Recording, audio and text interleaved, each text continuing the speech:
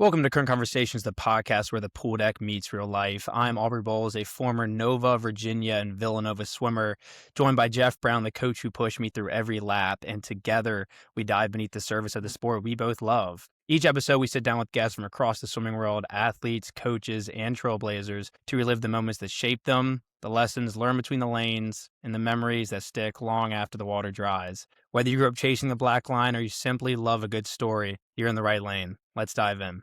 Our guest today lives and breathes the sport of swimming. He swam for 2 years at the University of Washington and 2 years at the University of Missouri, where he received a broadcast journalism degree. He then took his talents to flowswimming.com and Swimming World magazine. His phenomenal work took him all over the world to the 2008 Olympics in Beijing, the 2009 World Championships in Rome, and the 2010 Pan Pac Championships in Irvine, California. This led him to being one of the founders and owners of SwimSwam. Now he is the head coach of Cascade Swim Club in Seattle after being the head coach of Phoenix Swim Club for 7 years and a year of coaching at Seattle University.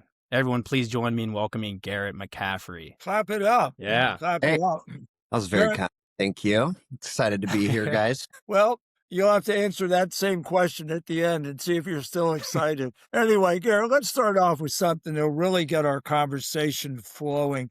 Let's talk volcanoes and geologic rifts. Do you ever worry about that doyen of the Pacific Rim off there in the distance when the sun actually breaks through the clouds? Does that ever bother you? Ooh, that's a good question that I don't think all that much about. It's interesting because now that I have two young kids, a 10-year-old and a 7-year-old, and we moved back to the Seattle area where I grew up and experienced a couple earthquakes. It was definitely a conversation we had with them more along the lines of earthquakes than impending doom of volcanoes. So no, it doesn't necessarily cross my mind. Although now that you mention it, 2026 gives a little bit of 2020 vibes so far, and maybe that is what's coming, and that is what's happening around the corner, because it could happen at any moment here. I mean, there definitely is that threat from about 4 different directions from where I'm sitting right now. I don't think about it much, but thanks for bringing it up, Jeff. I'll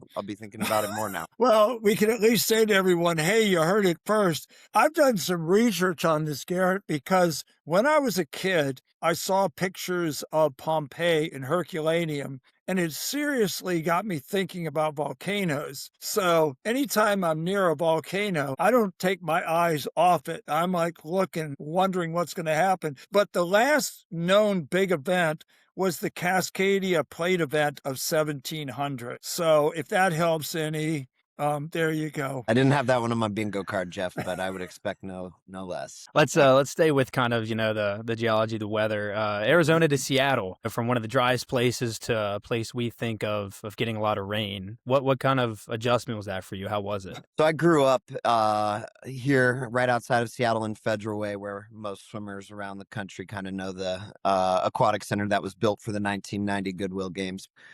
So I thought that I was used to it, but definitely moving back that first year. So that was 2021, 22. And the Seattle U pool does not have even any windows. So it was very dark and very dreary. And the rule that I kind of followed, that I still try to follow, although it's definitely a challenge, this winter's been a tough one too, I'm missing the blue sky, trying to get to the blue water. And there's a lot of that around here. Whereas in Arizona, it's all beach, no ocean. This has a lot more of that other kind of blue. And it definitely is something I missed when I lived in Arizona. It is a real factor. It's interesting because seasonal depression happens in like August, September in Arizona. And I didn't really realize it until I thought about it after I moved here and remembered what seasonal depression in January and February was like. But in like August, early September, when it's still hitting 100, 105,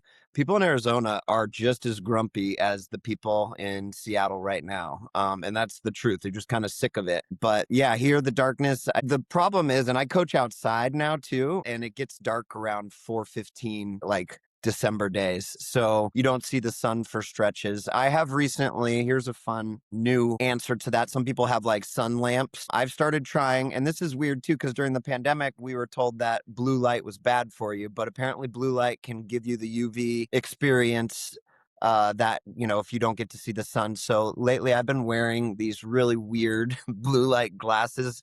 My dog gets freaked out, doesn't want anything to do with me. My boys think I'm a big weirdo, but it seems to be helping with activating that circadian rhythm and a little bit of mood stuff because yeah, I mean, it's a factor up here for sure. And during those 4 months of the summer, it makes up for it. There's no more beautiful place, in my opinion, that I've been than right here in the Pacific Northwest during July, August, and even September. And even there's enough of these days that kind of give you the glimpse of mountains and volcanoes, ocean, islands, forests, waterfalls, rivers, lakes. I mean, you pretty much get it all when the sun does shine. So it does a good job of giving you just enough hope to make it through these type of long stretches of dark days. And when you were in Arizona, how hot would it get? Like, what was the hottest temperature? My last summer in Arizona, which was like the tail end of COVID, set a record with 63 days over 110. And I think they've since broke that.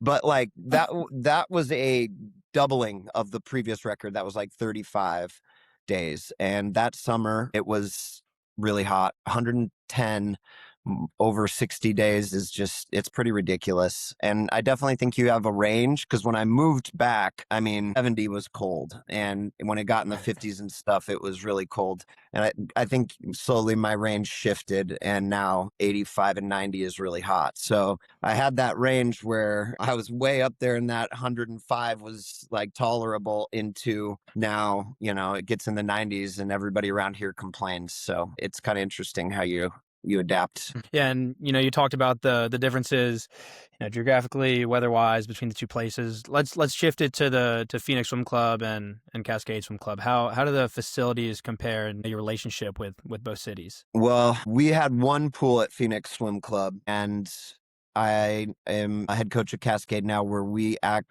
out of 6 pools right now, 7 over the year. And I would say that we probably had more lane time in Phoenix, which is crazy because across the 6 different pools, only one of them gets more than an hour and a half a day. The city of Seattle rents us a lot of pools and we're very grateful. We pay them very well for them, but they're also very set on offering community programming, which is sometimes frustrating because it can be, clearing out your 40 kids for 3 lap swimmers, but they want to make sure that those prime hours are offered to the community. It's interesting because they kind of look at us because it says club, like we're, some kind of like separate elite like country club or something, which is obviously not the case. We are also tax-paying community members, but that relationship is totally different than when we got to run our own pool. We are lucky that the city of Edmonds is letting us run one of their pools, so we get that like 3:30 till 8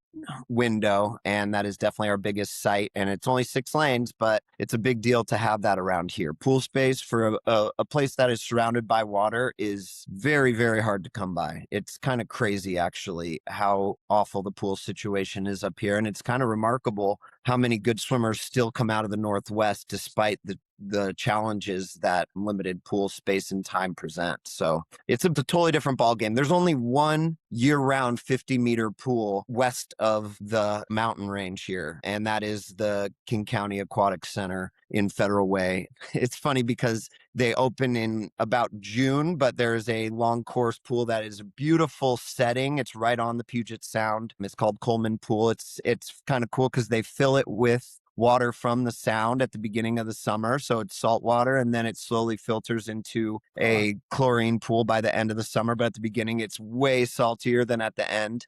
And it's a really cool pool for training, but it's not a very fast pool, and it's only open. Usually we get in there at the end of June. Which is when the kids around here get out of school.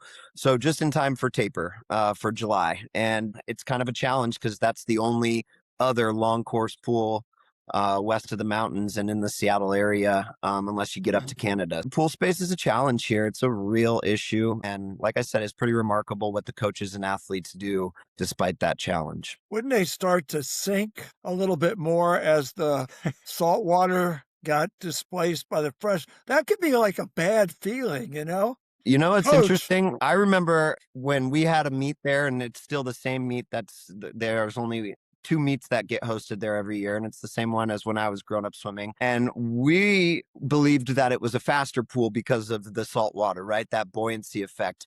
Whereas the kids today just like dread it and think it's slow, which whether you believe it's fast or you believe it's slow, usually you're right. And that's kind of the case. So I try to kind of get them back into the mind frame that I used to have. But yeah, it's kind of an uphill battle. And that was a factor for me. Doesn't seem to be. They just hate the taste of it, is all they complain about. But you know how it is from this side of the deck. Have you ever seen the movie Paint Your Wagon? I have not. Okay, well, you know it's about Seattle, okay?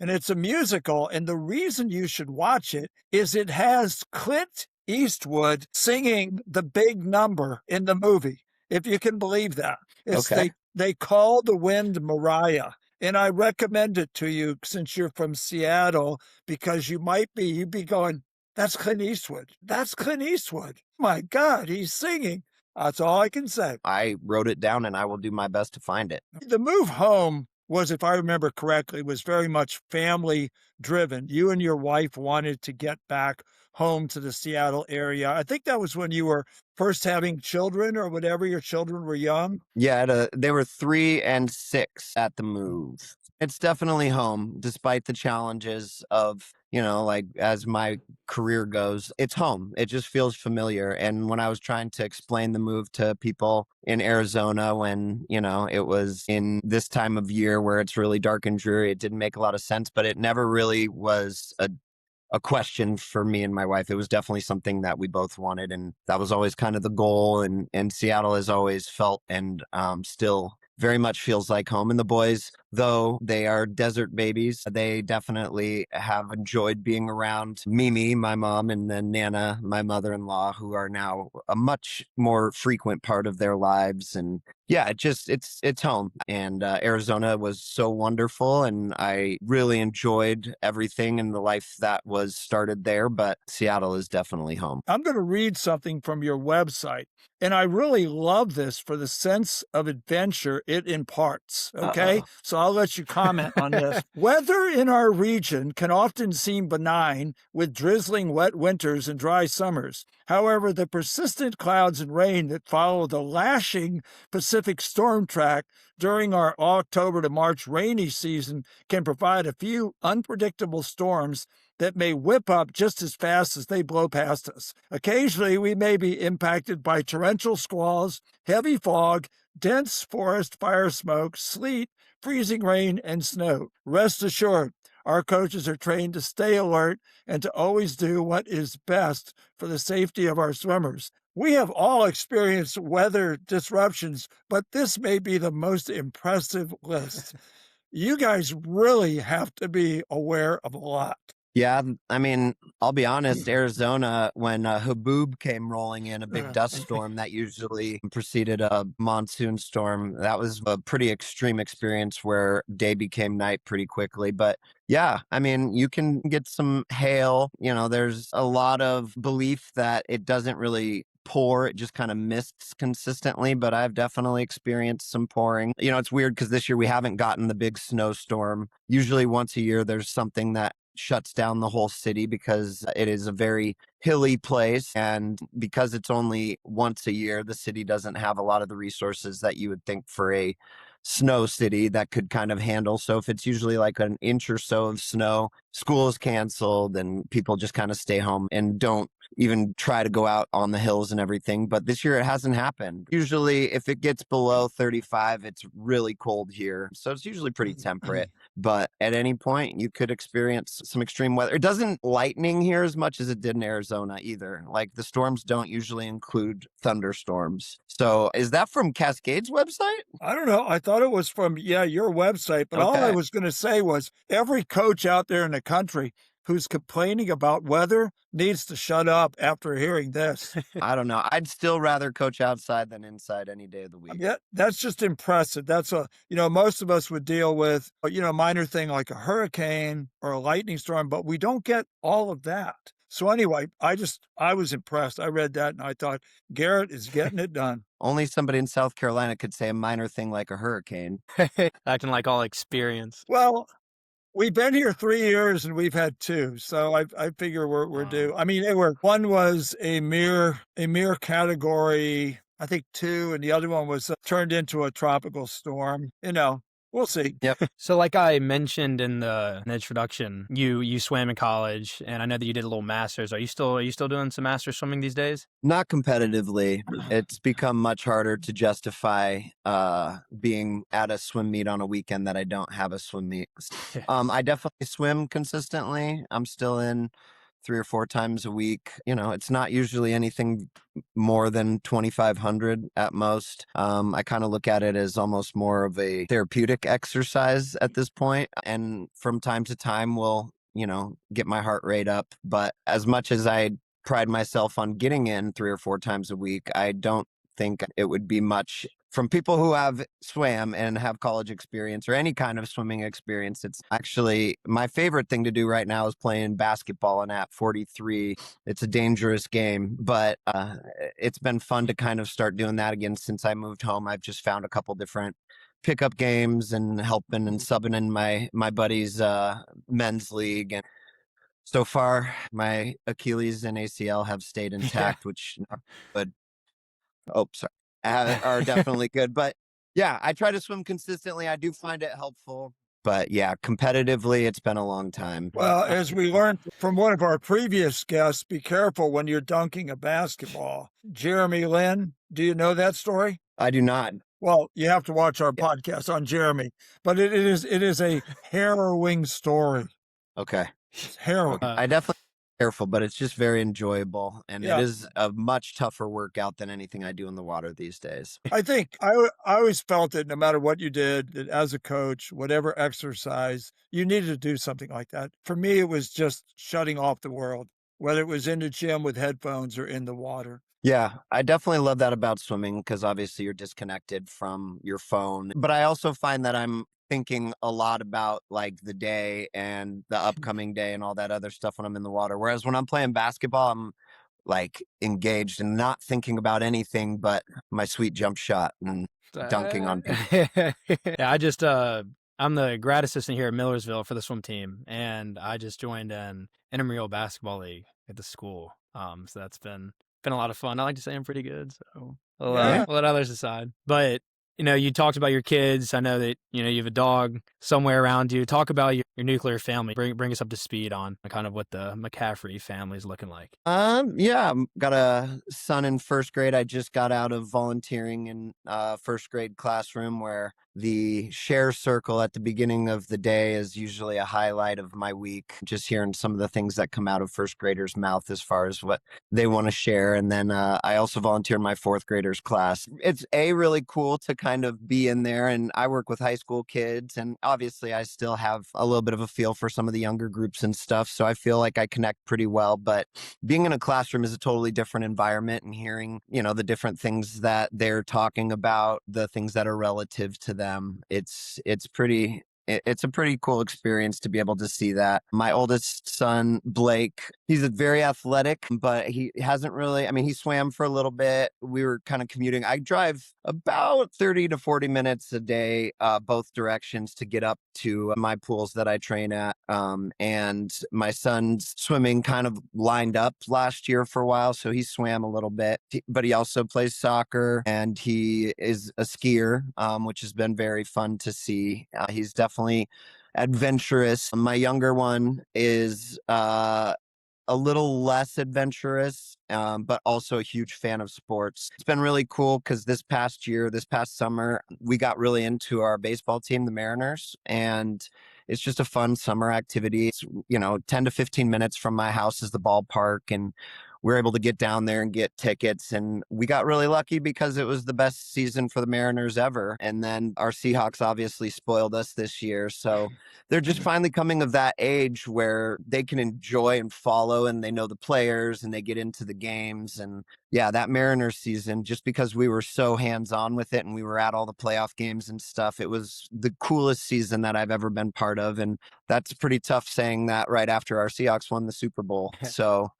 yeah, it's been really good. There's definitely stresses on the family with the kind of schedule that any swim coach runs, but I also try to make up for that, like I said, by volunteering in their classes and taking advantage of the times that I do get on weekends and just kind of being the daily person. If they're sick, they stay with me, or going and taking them to their appointments and stuff. It's been really fun just watching them kind of come of age here in the place that I came of age. So seeing them dig their roots, although they have no appreciation of the hardship it is to be a Seattle sports fan after this year. It's been fun. Total You missed the unreality. Supersonics? For sure. I definitely miss the Supersonics. Now we've finally got a hockey team. Since I moved back, the Kraken have been fun to kind of experience that, because that was not something professionally. There were some semi-pro teams around here, but yeah. And then soccer is huge here now. The Storm is the NBA team, and the Reign is the women's soccer team, who are really, really good as well. And then the Sounders are a really good professional men's team. And so there's a lot of good sports all around here, and it's been fun to watch the boys kind of experience all those different things and go into those games. It sounds really busy. Now, if you ever need a break from that, my wife and I, we live in what's called the low country. And I think that's because it's really low. But it's also, its nickname is the slow country. So if ever you want to slow down, this is the place to come. People move to our area and they're in a real hurry. And you have to understand, this is not a place when you're in a hurry. We got alligators, we got Spanish moss, and it's called the slow country. So if you ever need a break from that, drive on out or fly on out or whatever. Drive on out. It's definitely a healthier lifestyle, Jeff. I mean, I'm at that place with the boys where it seems like we're kind of constantly running around. And if we slow down, like I had a Saturday stuck inside with them on a rainy Saturday this weekend, and it's enough to slow you down, but also drive you a little crazy with them. If you don't keep them moving, they can really start to get on your nerves a little bit. The only thing I can think of is my wife said that Trevor Lawrence is building a house somewhat near us. So that's about the only excitement. Yeah, you didn't know that. That's a big deal. Now you know. You can take some of his hair and put it on your That's head. what I've heard. Well, I don't know if I could reach that high. He's tall. So anyway. But you've obviously got Puget Sound out there. You've got the Bay. Do you live close to that? No way. No way. That's amazing. That's a great answer. No words, Wow. just that. Yeah. Yeah, that's about 5 minutes down the road. And that is not some people do, and I have been tempted at times to join that crazy club of people who swim in the Sound, but I think it's about 52 degrees, 53 degrees in there right now. So that's not really my temperature, but getting down there, and the boys, you can take them down. There's a sand beach called Alki. That's right here. West Seattle is where we are. So that's kind of a little peninsula that juts out across a little sliver of the Sound from downtown. So if I could turn the camera and go that way and there weren't houses in the way, you could see the skyline. And then that way is looking out to the islands and the peninsula, the Olympic Peninsula out there. And if it wasn't so foggy, you'd see the other mountain range, the Olympics. So the Cascades are to the east and the Olympics are to the west. Yesterday, we got up to the Cascades, and the boys are skiers, but the youngest one is still kind of at that level that it's not really full like family ski. So we went tubing yesterday. So it's about 45 to an hour drive up, and they have these really cool tubing slopes that you can do that's kind of age friendly for everyone. So we all kind of went up there, and it was very fun. You can get to the water and you can get to the mountains pretty quickly from here, and it's a beautiful place to live. Have people forgotten or remembered your role as one of the founders of SwimSwam? I think for the most part forgotten, and that's my fault. Like, since becoming a head coach, I've really tried to, and a father, I've tried to kind of dive into those roles. And I definitely miss these kind of conversations with swimmers. And even though we haven't even, I don't think, touched, real swimming topics, but I miss some of that. I do miss talking to and learning from a lot of the different people I got to meet when I was a journalist. But I just found myself as a journalist feeling like I wasn't really at the grassroots. I wanted to be part of the stories, and telling the stories is fun. Don't get me wrong, but it just feels like you can never get into that level of depth that you're a part of. And we all trying to capture those glory days of being an athlete and that pursuit. And obviously that's not where I'm at, where that's something that I'm going to be finding at any kind of peak level of athletic performance. But I feel like coaching is a chance to kind of be as close as we can get to that. I get some people that remember, and there will be moments where people, will really reference it and have some appreciation, mainly for flow swimming and swam. A lot of the things I get are like, hey, did you see the comments here? And I promise you, I did not see the comments that you're going to ask about, because I don't even do a good job of keeping up with the articles, which is embarrassing to say. I definitely enjoyed what I got to do, and it was such a fun version of the sport that I think I feel very blessed to have been a part of. And I sometimes feel, like I want to get back into it more. And that is something that I talk a lot about with Mel when I get to catch up with him. It's not something that I think like my kids don't understand, other than the fact that it's in my bio. I don't think they really, and sometimes it gets referenced. It's not something that they really see me as. I'm not the kind of person that is like constantly reminding everybody about, my past accomplishments, I guess. And so the kids don't really, that I coach, probably some of them don't even know that I have connection to it. Yeah, Aubrey, I'm smelling guest host here. That's what I'm smelling. It just could be something wrong with me, but there it is. Garrett, that was a great answer that you gave, particularly about the difference between telling the story and creating and being part of the story. Great, great answer. So to take this like one step further, sports journalism, online sports journalism, podcast sports journalism. What's your comment on that? Has it exploded? Do you think it's inorganic, it's organic? What do you think about podcast sports journalism? You mean just like the 24-hour news cycle in general, right? I mean, it's the same thing for sports, where you have to kind of create topics. I mean, that's a good question. I don't love it. It's definitely not the journalism that I was taught, because I feel like a lot of it is kind of, we used to call it, my journalism teacher's words will never leave my mind. And when I see a lot of these podcasters or influencers or people, it's like, don't ride the tricycle. And the meaning is that like, you're not the story. So trying to insert yourself as the story is kind of how you make it in the sports journalism world now, by either having a hot take or a breaking news story with a connection or something along those lines. Or, like I definitely was guilty of it at times when I was at flow swimming, where like there was a time or two that I jumped in and like swam for a coach, but I really was trying to do that in the angle of like showing you what this coach was capable of, more than what my post-college, out of shape swimming is capable of. So I just feel like a lot of journalism these days is riding the tricycle, which doesn't really line up with the way that I was taught journalism, as far as, having sources, relationships that you're building with people to find stories that aren't available other places. But a lot of times I feel like athletes want to kind of craft their own stories. And so it's really hard to find genuine stories that people will pay attention to for long enough, unless it has some kind of, hot take or scandal or flashy headline, I guess. I'm going to read you a question. I'm going to read for the second time. I won't do it anymore. Talking about the explosion of web-based commentary and about how swimming clubs can use this themselves. I'm going to read it just so it makes sense.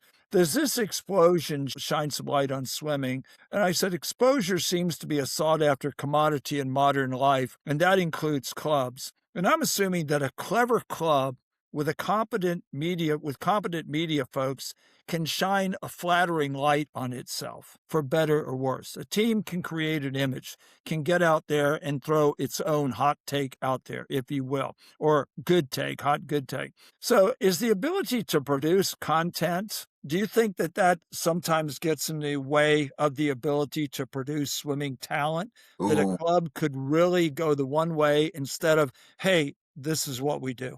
Anyway, I'll throw it back to you. Yes, absolutely. I mean, I think I have been guilty of this. And definitely when I first got into coaching, I wanted to try all the different sets and fun things that I saw, minus the Gatorade set. I don't know if that's a for anybody, but I did show my athletes and they weren't very impressed with the Gatorade set that I did with Brett Hawk in Auburn. It's probably the most popular YouTube video that still has my name attached to it, where Cesar Cielo and Alexei Paninsky, Brian Lundquist did a set at Auburn's then brand new outdoor pool. And Brett was the one who did this because Brett has always had a keen eye for exactly what you're talking about, like some flashy thing to get people's attention. He saw very early on what flow swimming could do for his recruiting and his name and all of those things. And so when I came out to Auburn, he had some things planned that definitely would not have been planned if there wasn't a camera there. And he had his Olympians chugging Gatorade and swimming fast hundreds until they threw up. And I captured the throw up, and it was pretty disgusting. And as I was like kind of starting out proud showing my swimmers this video, then I was like, oh yeah, this probably isn't something that as a parent I'd be bragging about so much. Yeah, I think you absolutely can get caught trying to chase, a flashy set that looks really good that might not be accomplishing as much as what the consistent training can do. But I also believe if you're engaging the athletes, you're going to get something more out of a practice than if it is maybe exactly what they need physiologically, but they are not tuned in. So if it's something different that they kind of get excited about, there's something to be said about the kind of adaptation that you can get in that place versus if it is the same Monday aerobic set that some of them dread and are just surviving versus like trying to step up and accept the challenge. So I think it can go two ways. And yes, you can like frame your club in any way that you want via social media, I'm sure. But I don't know that that sways a lot of people as far as like the local kids jumping from one club to another because they saw a cool set that somebody posted on social media. But maybe I'm wrong. So I graduated Villanova with a journalism degree. I'm a minor in English, so I've always been huge about sports, huge about writing, talking about sports, anything like that. So let's talk about your time as a swimming journalist. How would you describe kind of your range of activities and what you did as you kind of rode the fences of competitive swimming? Yeah, it was a pretty unique experience because it was at the beginning of video becoming a lot easier to access on the internet and a lot easier to produce on the internet. So it's kind of the wild, wild west in that regard. I was coming out of school with my broadcast journalism degree and trying to my resume reel out to all of these small town local news stations, which didn't really excite me, but that was kind of the path that I was on that I had chosen. And then I got the opportunity through actually a wrestling friend at Missouri who had been introduced to the Flow Bros, the Florianis, who started Flow Wrestling because one of them wrestled at Cal Poly, and Flow Track, one of them ran at Texas. And those two sites had really kind of captured their niche audience, and they wanted to expand to swimming. So I drove from Seattle down to Austin, and I stopped at California before like the site had even come out. And I always tell this story that I definitely saw the not friendly side of Terry McKeever. And I know that I've told this story to Jeff in a taxi cab coming home after being out for an evening in Ireland. But yeah, Terry McKeever definitely scared me from what this experience was going to be like because like a good coach, she was protecting her girls, and I had been introduced to Dave Durden in I think it was his first year at Cal.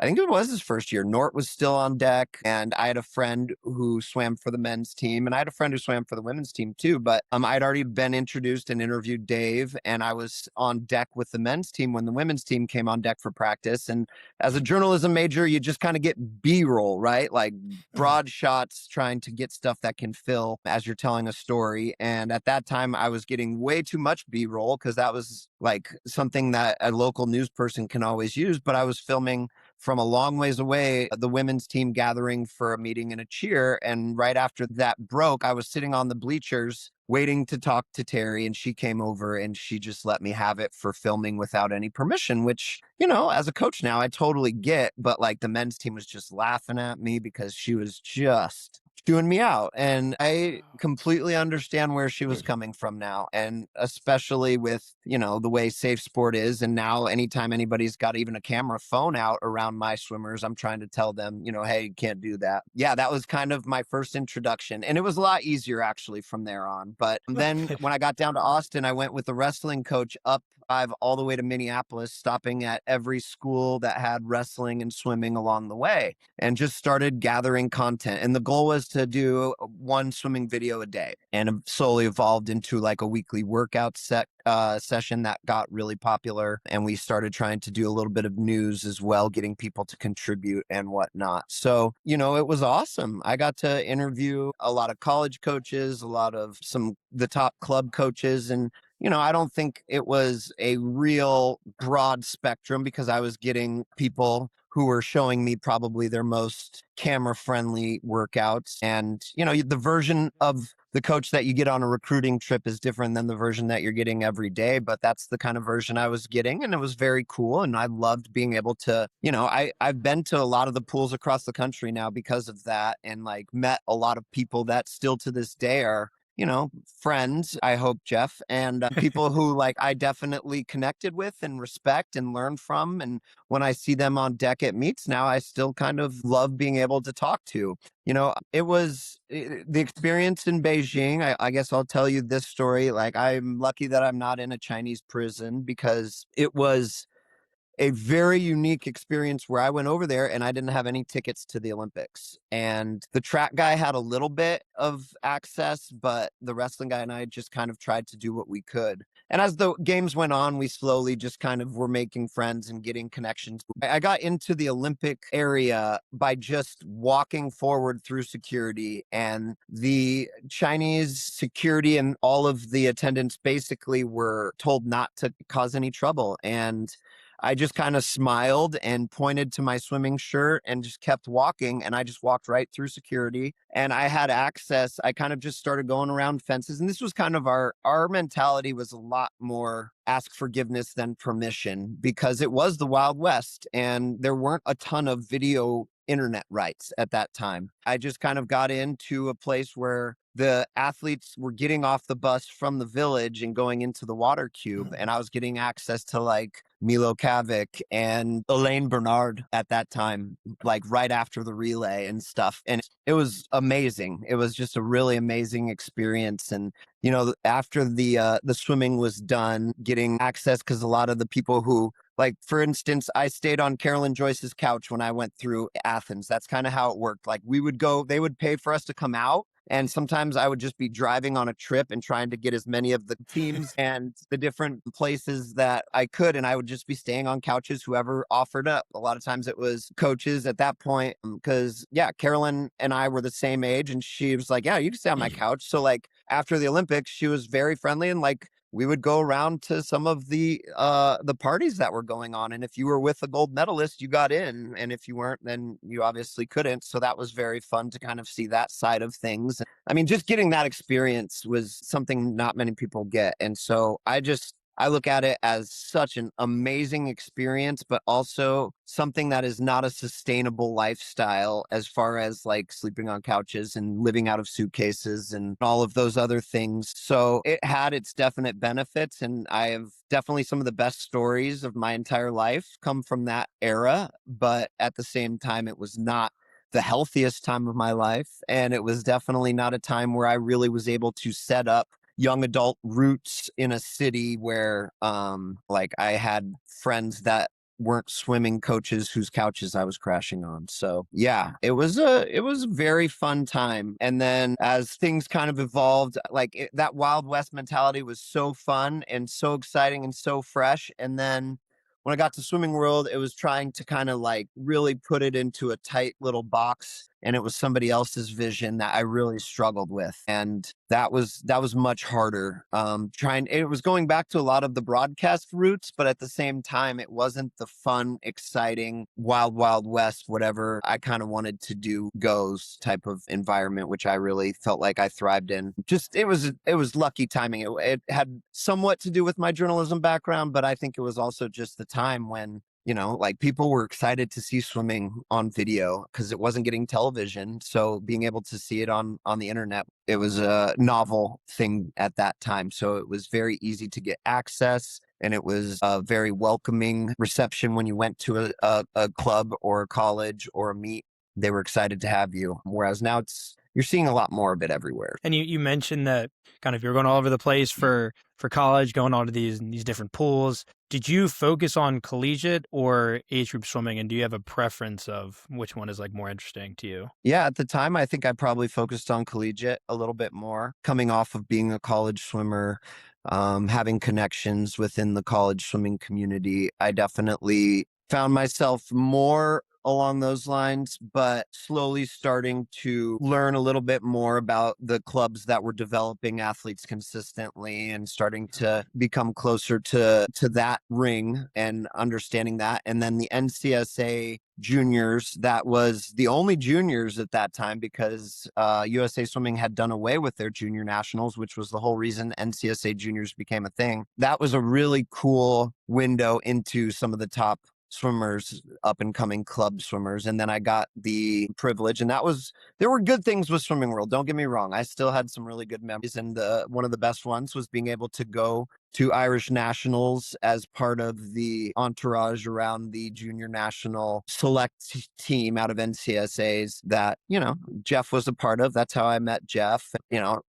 That team produced a bunch of really amazing swimmers, Jack Conger, and I think Kevin Cordes, Annie Laser, I think was on that team. And there were just a lot of really good, young, up and coming athletes that I got to know when they were still in high school who, it was very fun to watch them become Olympians and whatnot. So, now as a club coach, I obviously have a bias on the job that we do. And like, I do enjoy the phase that they're at right now. I feel like it's more of an influenceable phase. It's more important that the high school age kids have adults that they can trust and count on and are reliable for them. Whereas in college, I think a lot of them are becoming adults. And as much as it is very important for those relationships, and coach is just such a privilege of a relationship period, I'm obviously biased to the club level at this point in my life. But at the time, I think it's easier to chase the college game. I think it's easier to frame it for sports fans at the collegiate level. But at the same time, that's necessarily where the best coaching or swimming is taking place. Geez, I mean, it sounds like your journey has been one for the ages, and I'm assuming all this led into the creation of SwimSwam. Kind of, can you talk about the launch of that and kind of the motivation behind it? Yeah, after I left Swimming World, I was okay just kind of coaching at that point, and Mel Stewart approached me. And it's funny because my initial introduction to Mel was not a good one. He was pretty mean to me because he had started the USA Swimming version of Flow Swimming. And this sounds bad, but I don't remember what it was called. So it wasn't all as successful, but he was good.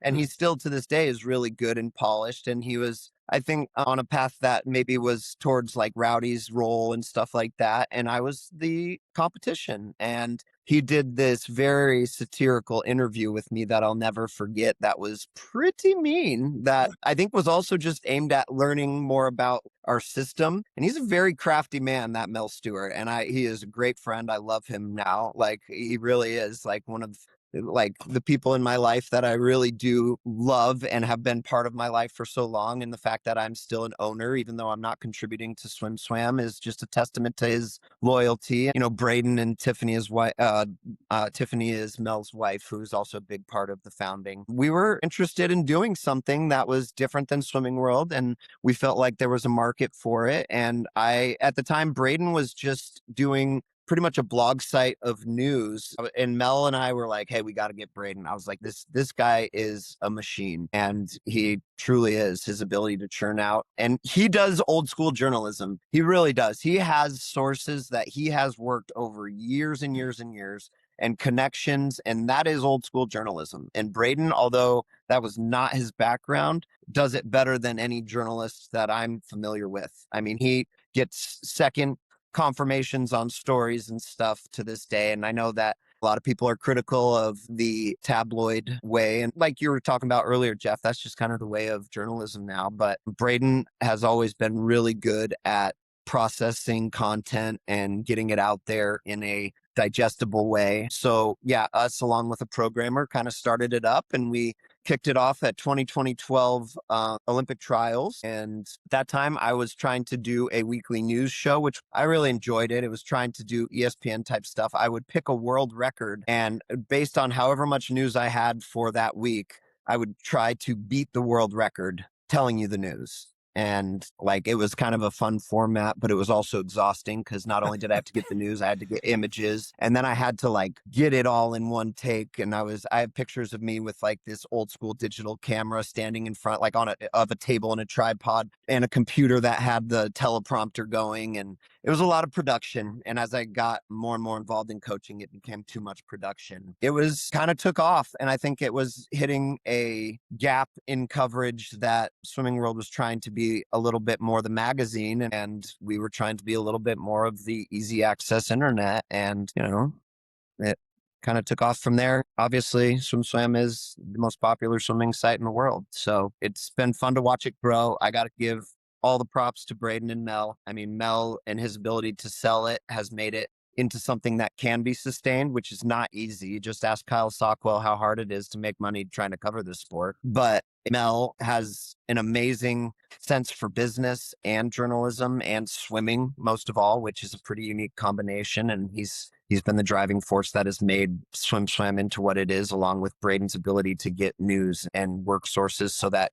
he's getting the news first and the most news. So I've been lucky enough to be kind of along for the ride, and I would love to get back to contributing in this kind of way with podcasts and stuff like that as soon as I get a little more time, as soon as I move to the slow lowlands where Jeff is, maybe. And you're talking about Braden Keith? Yes. Sorry. Okay. Yes. I'm my girlfriend, I'm gonna see her next weekend, and she we're playing pickleball, and he like works at a pickleball place, and she signed up, and he emailed her and was like, "Are you the Molly Benson?" She was like, "Yes," because she swam at Villanova too. And I guess he wrote like a story on her or something like that. And she was like, "Wow, like that's cool stuff." So I'll definitely have to, if I see him, I'll definitely have to talk to him about this. Yeah, he's the machine. So she's still So Molly is still saying she's your girlfriend? Supposedly. We'll see if it makes it to next Friday. I think you should take that up a notch, and I think Garrett has given you a hint. You need to, Garrett, would you think it'd be a good idea if Aubrey aspired to be a crafty man, that would help him? Sure. Yeah, I guess like in what? Like in arts and crafts? Well, no, you said that Mel Stewart was a crafty man. Yeah. And yes. I thought that... I mean, I think that an ability to create in that sense, an ability to understand foundational pieces of things that you're building. Yes, I would recommend that to anyone for sure, Aubrey. So, like the Beastie Boys say, I guess the Beastie Boys is she's crafty, but yeah, I would say be crafty. Oh my gosh, my coach here, he always plays music by the Beastie Boys. He always asks me like, "Oh, who sings this?" And every answer I have now is Beastie Boys because I don't know who they are. And he's obsessed with them. And you haven't seen my 24-hour dance channel either. So as far as that goes, Garrett, a question for you. I mean, I think that every human endeavor always has an odd side effect. Sometimes it's positive, sometimes it's negative. So if we had to look at SwimSwam and keeping in the spirit of what we do here, which is entirely positive, was there any side effect of SwimSwam, any positive side effect that you guys kind of didn't see coming and were kind of going, "Oh, wow, that's kind of interesting that happened"? I think it was along the lines of what I said originally, where like it really flattened the world. It made it so that you could, your swimming competition was not just the really good kid in your area that becomes a legend, which is still something. But now, like, you're familiar with the kids across the country. And I think as we started to publicize age group records, that was a positive thing for exposure to the club level athlete. And I mean, I don't know if you were going to ask for the other side of that, but it also became an issue where, people were chasing that kind of stuff, which isn't always a great thing. But I think that it made it so that you were not limited by the competition in your area. You knew the bigger world of swimming and how fast it really was, so that you couldn't fool yourself that because you were winning your local summer league meet that you were going to go on to Cal and win NC2As, because you understood what people were doing across the country. I think that kind of access was coming on a monthly basis to the real hardcore swim nerds, but I think Swim Swam brought it to the masses as far as really fast swimming. You knew about it right away. I think that was definitely one of the positives, if you want to call it that. I think it definitely created a fun flow of information that allowed swimmers to have competition no matter where they were. Well, speaking of fun, I've always said that one of the best things of being an athlete, he always starts smiling when I start asking a When you question. said speaking of fun, I was hoping you were going to tune us into your 24-hour dance channel. Like that's something I want to come back. Hey, folks need to search that one out. I'm not giving anything away there. I don't want to see my dance moves take over the world or anything like that. But anyway, the idea of, I think sports has always been good for, the great thing about an athlete is for the memorable stories and the memorable experiences you get. Now, I have a pathological bias for funny stories. Like, I watch Miracle on Ice, I watch the Winter Olympics, and I go, oh, that's cool. But, I want a funny story. I want just something that's just, where do you run? Are you pathological like me and just like the funny stories? Or do you like the inspirational stories? As a journalist, which one of those two would you prefer to? I mean, and I don't even know if there's a way to capture a funny story because it may be in the telling. And an inspirational story is easy to tell. How do you feel about those two? I think there's a time for each, right? I think there's definitely a time for each. I like to pride myself. Something that I really recognized, and this, for some reason in COVID, I feel like smiles were hard to come by, but I really, and I still to this day, utilize dad jokes. Oh, yeah. We're going to get Can you guys see this one? Ready? Yeah, I got it. That's Okay. crazy. But I feel like that's a good coaching tool. And as much as it gets cringy sometimes and they think I'm a real dork, like those really do allow you to kind of connect with the swimmers in a way that I think, I don't take that lightly. But as far as a story, I don't know that you always get the same effect. We got really lucky in the fall and we had Aaron Pearsall come and do a little bit of backstroke work with us and then tell a story that even as big a swim nerd as I was, I had forgotten about the 2004 Olympics. I don't know if you guys remember this, but like he told this story in such a beautiful way. Like Aaron Pearsall is one of the coolest people, period, but one of the coolest swimming legends of all time. He's my favorite swimmer.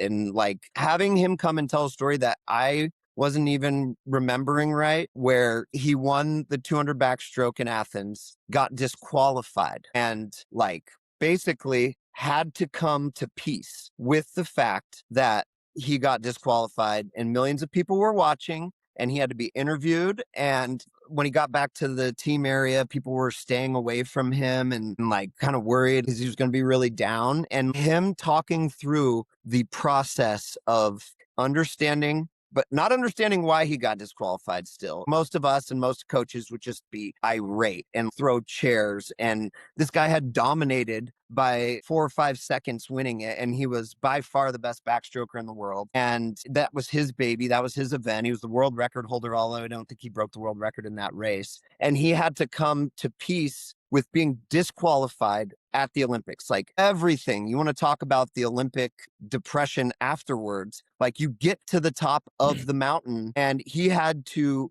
get there, but then get knocked off and come to peace with it. And I mean, it moved me, and I know my athletes. It was the best possible story that you could tell because it's not necessarily about that medal. It's about the entire climb up. And so that was an inspirational story that I will remember. And I know that there have been people that I've heard talk and do things that are funny stories. And there are definitely some of those. I mean, you ask Herbie Bame about some stories from his time at Tennessee, his 1 year at Tennessee, and he'll tell you some stories about JT that will make you laugh till you cry and maybe cry a little bit too. And Jeff, I know you've got a ton of great, funny stories as well. And I know you've even put it into book form, which, I think is awesome and a very fun angle of it. I think there's a time and a place from either. But man, yeah, that story from Pearsall was something else that I had forgotten entirely. And just as a swim coach who's trying to get them past their times and understanding a little bit of the bigger picture,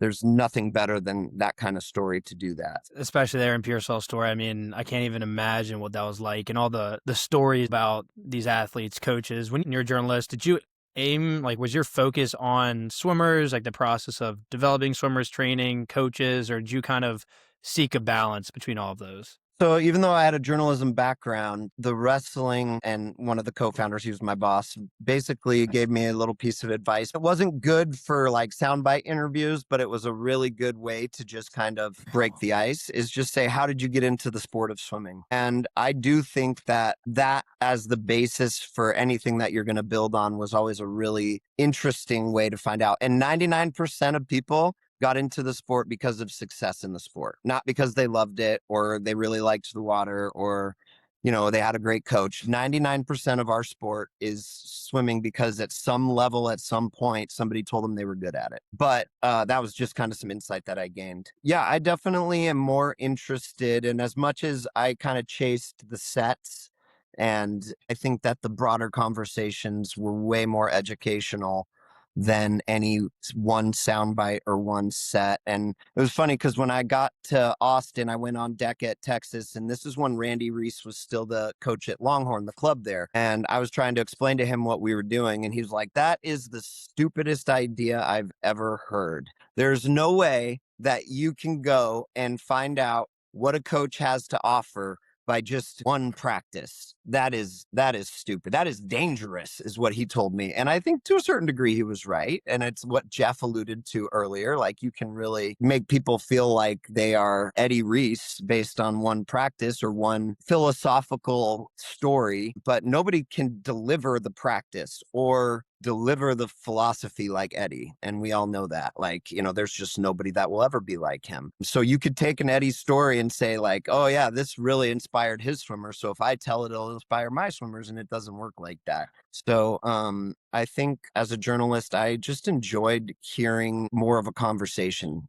I kind of that was a big change from my journalism background, but I do think that it's more indicative of what the journalism has become, like these podcasts and these conversations. Garrett, we obviously got to spend some time in Ireland, and I discovered that you were a very intelligent person and a great conversationalist. And I remember, I don't think you said it there, but I think you said it when we all got together. We'd all been together in Ireland, and I recall it as being at a meet up in Potomac Valley. We all got together for dinner, all the refugees from Ireland who were at that meet, all the coaches. And you said, and I do give you credit for this in my book, you're quoted, because I think it was a tremendous observation by you. You said all the great coaches were great intimidators. And I took that, and I know it sounded bad. I mean, it sounds bad, but I took it. I was like, yeah, Garrett's right. And intimidation takes so many different forms. With Eddie, it's that aura that he has, his way of saying things.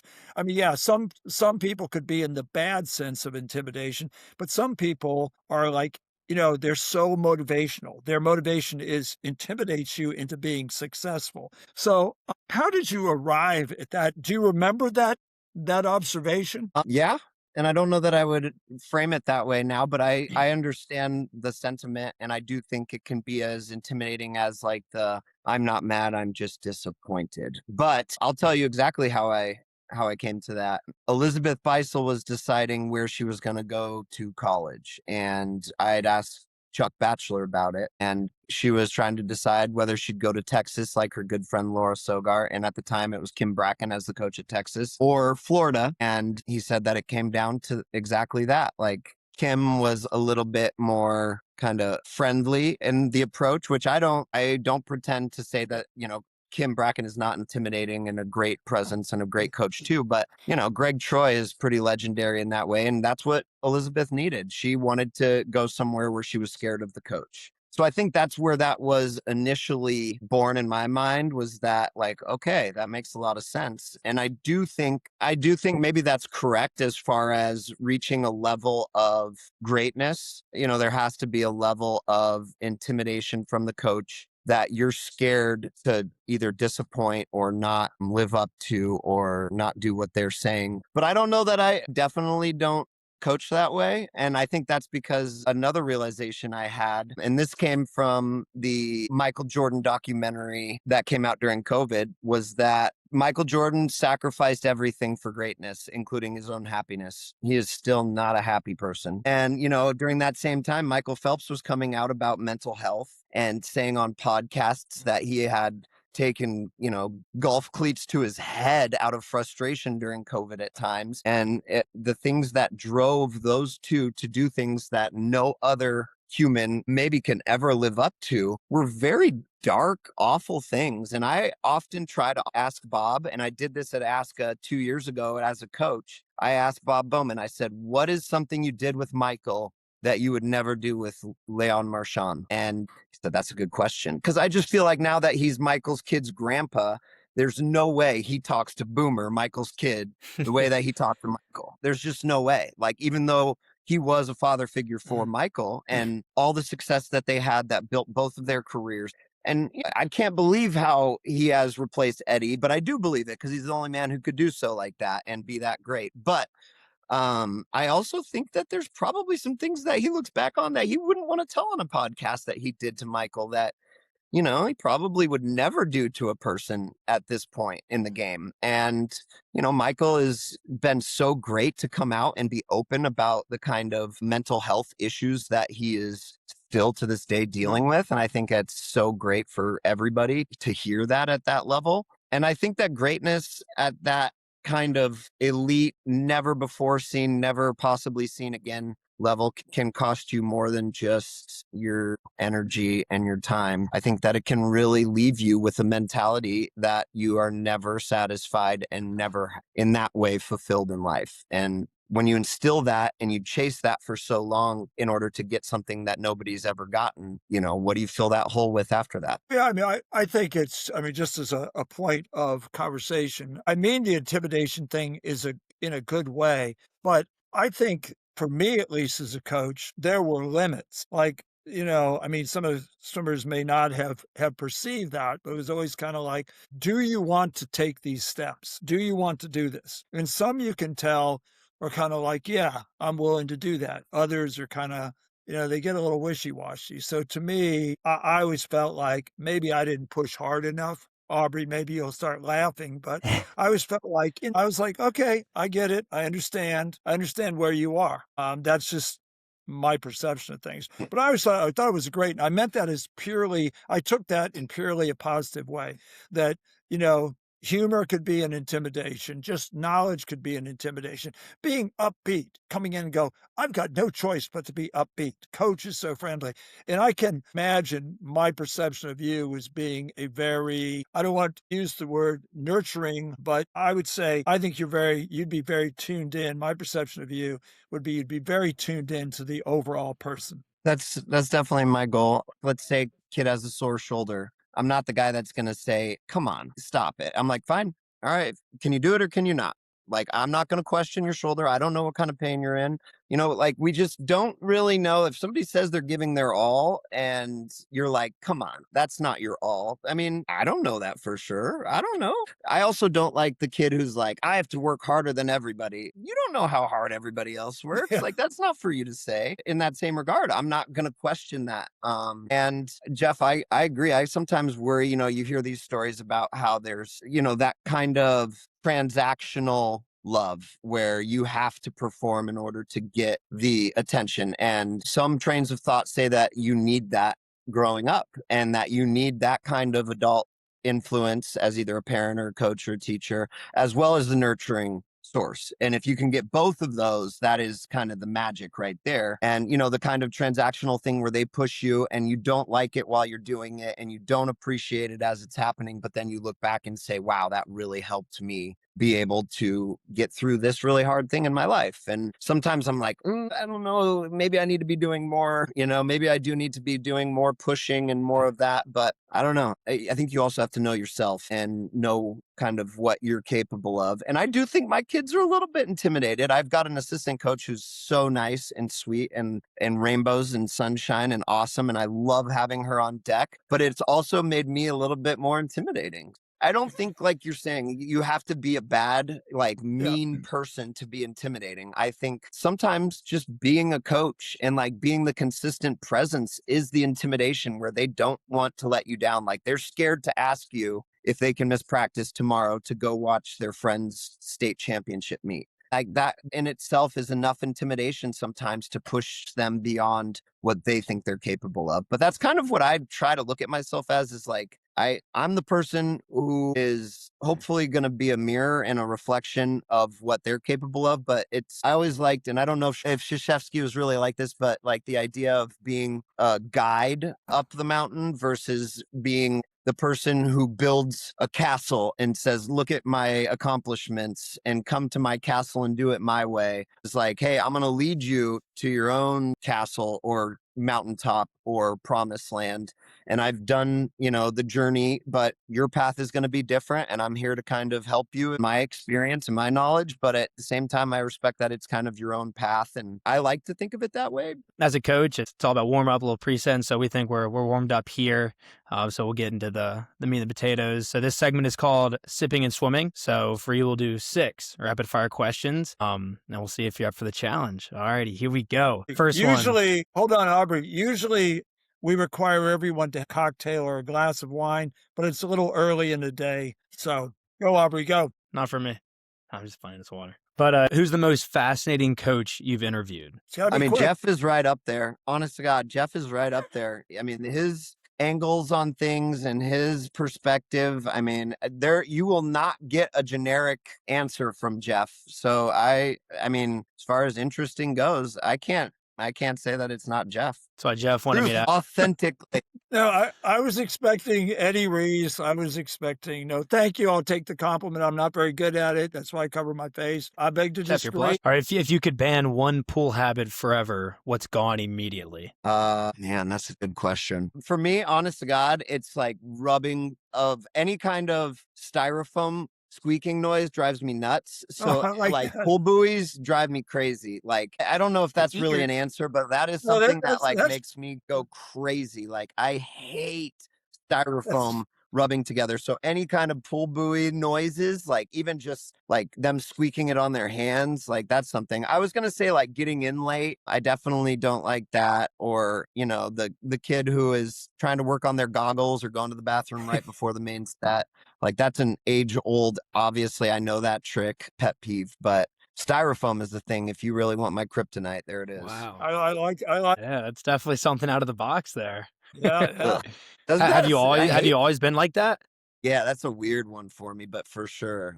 Any like unpackaging things at Christmas or something, it's just it's a nightmare for you. What's the most dramatic excuse you've ever heard for being late to a practice? I mean, I don't want to go down a dark road, but like recently, I was on deck during a Christmas. It was actually New Year's Day. And for some reason, like a bad coach, checked my emails in practice and saw an email from a swimmer that was in the water who told me that his dad passed away the night before. And I was like, oh my God. And I like literally started kind of crying and checked in with him. And I just got your email. Holy, what? And he was in practice because it was his routine. And it was just, I'll never forget that. I can't imagine what he was feeling and what he was going through. I love the fact that he wanted to be there still. So that, he was on time. If you're asking for dramatic, sorry. I know that that's a little bit darker than the way we were going to go for rapid fire, but that was something that I'll never forget for sure. It reminds coaches of what you have to deal with sometimes. Being a person in their lives is one of the greatest privileges. Yeah. If being a swim coach, journalist, if that never worked out, what would you be doing? Right now, I'd answer teaching. I think I'm just going into those classrooms. Those are the people doing God's work. I feel like those people, it's the same reason that I am a swim coach. Like, I know that people are like finding cures to cancer. Nobody seems to be finding any world peace, but being able to impact people as they grow and form their character, I think is one of the most fulfilling roles that you can have. So teacher would be my answer right now. Yeah. If you want a funny one, I am the best armpit farter in the world. So maybe I'd go like professional like he's got talent armpit farting, but that's a little brighter. I have to go somewhere light after the two answers I've just given. So What kind of teacher? well, that's a good question. I would say probably English, although that's not necessarily my forte, but I would probably say English. Hey, I would be a PE teacher. I think that's fantastic. Just the chance to be able to be consistently in their lives is pretty darn cool. Never miss a chance to throw a dodgeball at one of the kids. So you mentioned you've been all over the country, all over the world for swimming. What's your favorite place you visited on a swim trip? Probably Rome. That was the most, I mean, as much as Beijing was very different than the US, I feel like I was getting such a non-authentic version based on the Olympics being there. And it was different world for sure, but Rome, just the history, and not to mention the pool setting, and the warm-up pool felt like a museum. It was so cool, and just everything around Rome was pretty unique. And I would love to go back and not be at a swim meet and be older and wiser and more in tune with some of the history that I could have taken in that I was too young and dumb to be able to appreciate. Yeah, I went to so I'm a triplet, and so we all graduated this past spring from college, and my dad was like, if you all graduate on time, we'll do on a European sampler because we never go to the country because it's expensive and stuff. And so that was my motivation, of course, graduate on time. So I had to lock in a little bit, but we went to Rome as one of our stops. And that was unbelievable. Went to a nice little vineyard, the Colosseum and everything. So it was definitely a really cool place. Sorry to go on a side tangent, but this is something I think Jeff would appreciate. If I won the lottery, and this was a suggestion that one of my kids' dads gave when we were having some deep conversations, watching the constellations, and there was a meteor shower, but he told me that if he won the lottery, he would pay for every elementary school kid or middle school kid in the country to go travel abroad,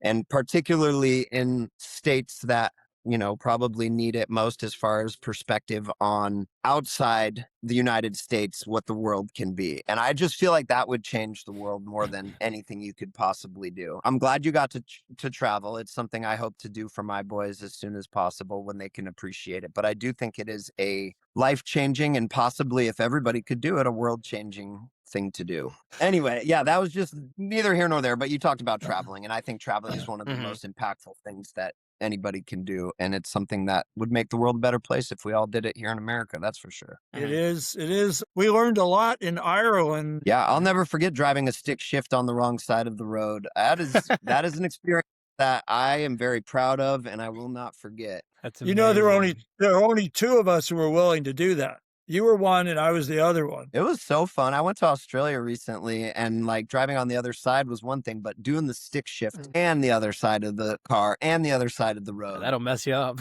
I think that for me, being left-handed was a definite advantage. I think that was one of the things that it was probably harder for you, because I just can imagine it would be harder for that. I'm just glad the gas was still on the right, though. That was nice. Yeah. And the clutch was on the left. But yeah. Nice.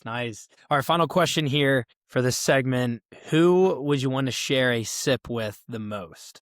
I think Roger Federer. Of all of the greats, he seems to be the healthiest. And I read the book, I think it's Malcolm Gladwell. It's called Range, and it compares him and Tiger Woods and their upbringing and then their longevity. And the specialization that Tiger had that Roger did not was pretty remarkable. I think he would be absolutely fascinating. Are you big into tennis? Nope. They used to play the Darth Vader theme, I heard, when Roger Federer came on the court.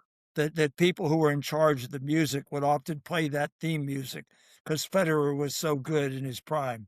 That kind of domination for that long, like he had like a lull and then he reinvented himself. And it's funny because, you know, his mother is a tennis coach and a tennis instructor. And I just always loved this part of the book. When he was like 12 or 13, they were like, hey, Roger, you're pretty good. You should go up and train with high school kids. And his parents and him decided, no, thanks. I'd like to stay with my friends. 12 and 13. And it was required in Switzerland for him to do all sorts of other sports up to that point. And he did start to specialize around that age 13-ish in tennis. But like, can you imagine a kid in your top age group who you suggested come up to the top group and the parents The parents and them were like, no, thanks. We'd like to stay with the friends. Like, that is, oh man, that is so cool. I will never forget. I mean, but then the longevity and the end of that story is the reason it's great. There's something really that touched on something. To me, it's really interesting. When you look at, for instance, tennis players and swimmers, if they fail in a round, they're out. A golfer can have a lousy first round and still win the tournament. We've seen that. And that's not the way when people say, well, who are the greatest athletes? And I'm like, well, I think, all the male tennis players, Serena Williams and, Michael Phelps. These are people who, if they mess up, they're done. They don't get to go on. They don't get another swing at the bat. They don't get another carry. They don't get to throw another pass. They're done. So that's a kind of consequential kind of sport. I like that. I definitely think that golf is the hardest sport to be consistent at. There's no doubt about it. And I also agree with your Serena Williams. That kind of domination is something, and that's another cool backstory too. It's just a different kind of sport. Yeah, that's good. I like the Federer answer. So, and by the way, I did want to reiterate that I do give you full credit in my book, which is not a shameless attempt to get you to read it. But anyway. I'm sorry. I know I've started it a couple times and then it just falls down the list. But I do want to read it. I'm sorry. Take offense, I mean, I don't even know if he's reading it. So whatever. Want to jump on to one of my closest, and this is kind of one of my closest swimming friends. He worries about the comment. I think I do have some past swimming friends. He always worried about the comment section in Swim Swam. And that's something that is beyond the control of the people who are in Swim Swam. And I know I think you made a great case for how Braden has a much more journalistic air towards it. And then you have the comments underneath. What are your takes on that? Not to go negative, but just kind of, hey, the comment section. I mean, I think that it is a example in our world of what the broader world is dealing with as far as finding a common truth, right? Like there is not an agreed upon truth anymore. And so your truth can be whatever you want it to be, which is awful and it sucks. And I hate it. And I hate that anything I'm part of is contributing to it. But I mean, I will say that it sometimes does get regulated, but then is the freedom of speech or the biases come in and it's kind of like,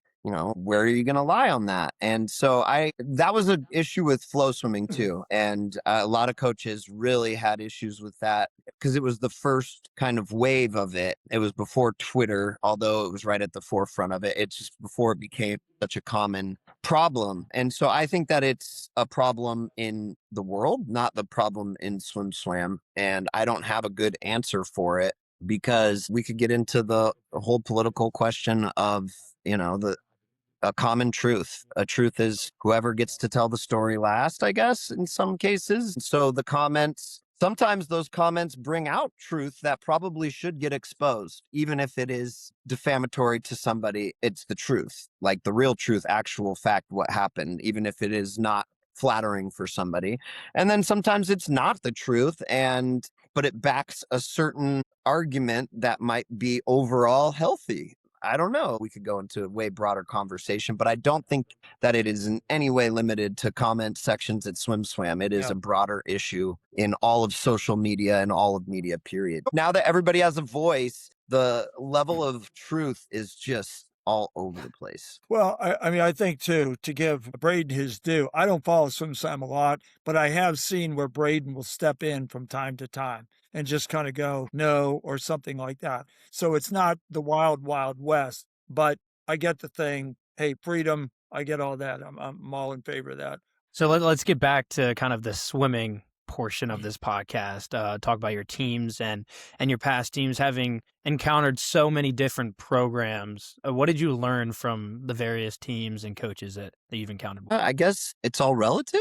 I think being able to coach who you have is the key. And just like anything in life, not like being satisfied and wanting what you have instead of always, trying to have what you want, I guess, in a better way of saying it. But it doesn't matter what the progress is. I think being a coach and getting somebody from, let's just say, like a local LSC championship to a like next step up, whatever that is, can sometimes be more of a challenge than getting a kid to Olympic trials, depending on the kid, right? And so I think relationships are everything. And in an era where we're starting to see more and more automated services, and I'll be honest, ChatGPT can write some pretty good sets, right? Like you get good workouts if you wanted to just train by yourself and like get really good workouts. ChatGPT could be a very good training writer, but I don't think that it can replace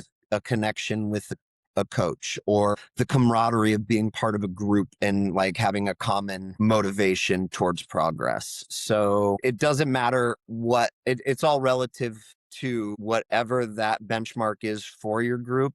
But if you can get a group of people moving in in a similar direction of commitment by choice, even if it is intimidated choice, it is a choice still. I think that that's the magic. And I think that that's where you get the stuff that makes not only like this job worth it, but kind of just life in general. Those kind of connections and those kind of relationships are everything. So at least in my value system, connection is right up there. Connection and growth combined, that's everything to me right there. So being able to be part of that, it doesn't matter what level you're trying to go to. That is something special to be part of with people. So even with all these other clubs, everything you've learned from, it seems like we're circling again near that sun of authentic, that whatever it is, you got to put it into your perspective. I mean, I heard somebody say once upon a time, this guy is not going to do well. He's a West Coast guy and he's coming out to the East Coast. And I kind of get that, but it's kind of like, again, you're figuring out, I know what works for my club. I got my kids. I got this. I'm going to figure this out, even though I have all these other sources. But speaking of sources, let's go real quick. Any books that you've read recently? I loved that one, Range. That was the Malcolm Gladwell book. Yeah, that was a good one. Let me look at my recent books. Because of my commute, I do a lot of audiobooks, but I did actually read one that I was on before. I think Katie Couric's now the new Oprah book club, but I had recommended it to people before she had. Theo of Golden was a really cool book. And that's not like a coaching book, although I could recommend a good coaching book too. But Theo of Golden was a really cool story that I really enjoyed a lot. And then I think Constraint-Led Coaching by Andrew Scherer is a coaching book that everybody should read.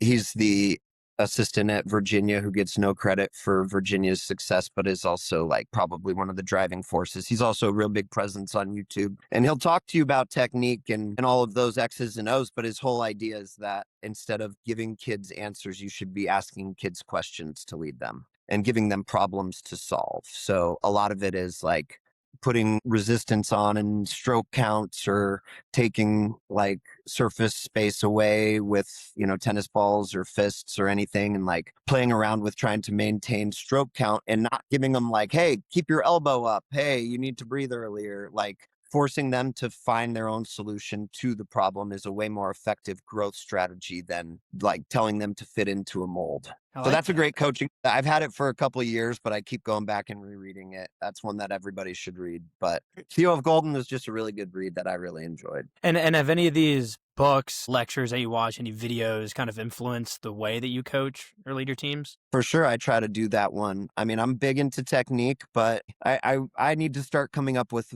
different problems for them to solve because they're sick of hearing stroke count, kick count off the wall, those kind of things to try to solve their problems. But we do a lot of like, all right, we're going to start with both paddles, then one paddle, then the other paddle, then one fist, then the other fist, then both fists. And you need to have the same stroke count the entire way through. Figure it out. And that's usually a setup for any stroke. It works with any of them. I feel like changing the feel in the water for those things, are going opposite paddle and fin. And there's other pieces of it with speed and those kind of things too. But I find that those are really big technique helpers. So I use that one for sure. See, Aubrey, in the way of asking questions, Aubrey, I don't know if you ever remember me asking you questions like, can you figure out how not to talk to me every 25?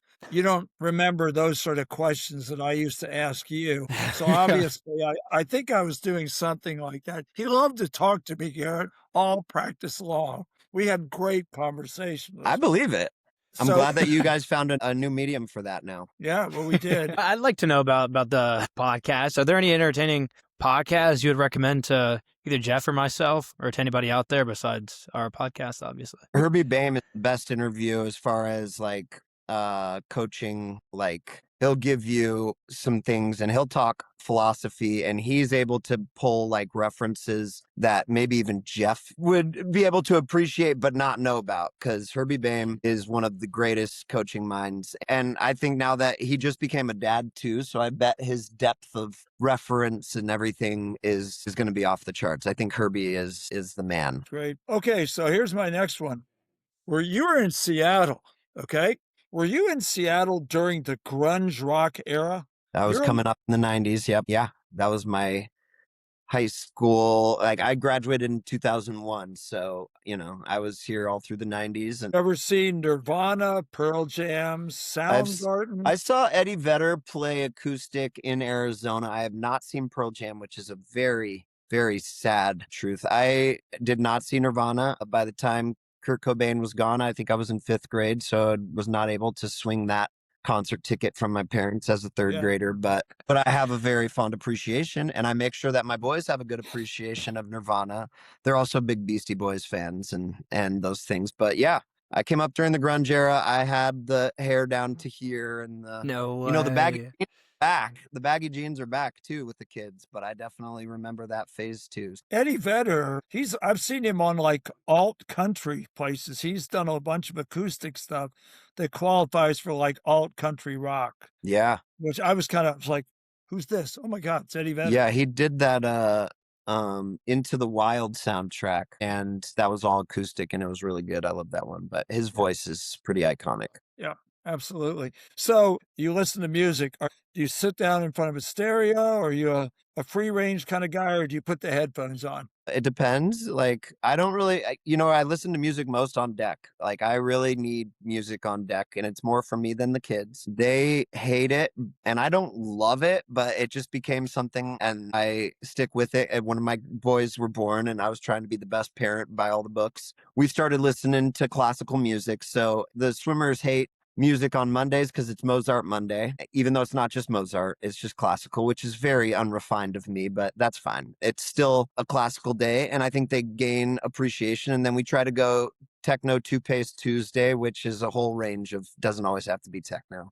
But as the week goes on, it can be anything from classic rock, today's hits. I'll go to Black Keys Radio as one of my good workout radios. I'm an old man, so I do Pandora, so it picks the playlist for me. But yeah, music is definitely something that gets me through during practice. And then a lot of times in the car, I'll listen to some with the boys, and they have their own playlist. But believe it or not, right now they like Blink 182 radio, which is kind of fun. That poppy, not really punk rock, but the pop punk rock of like, my high school and college days. So that's fun to hear them get into that too, even though, yeah, some of the lyrics and things probably not age appropriate, but hey, I'm not the perfect dad anymore, but that's okay.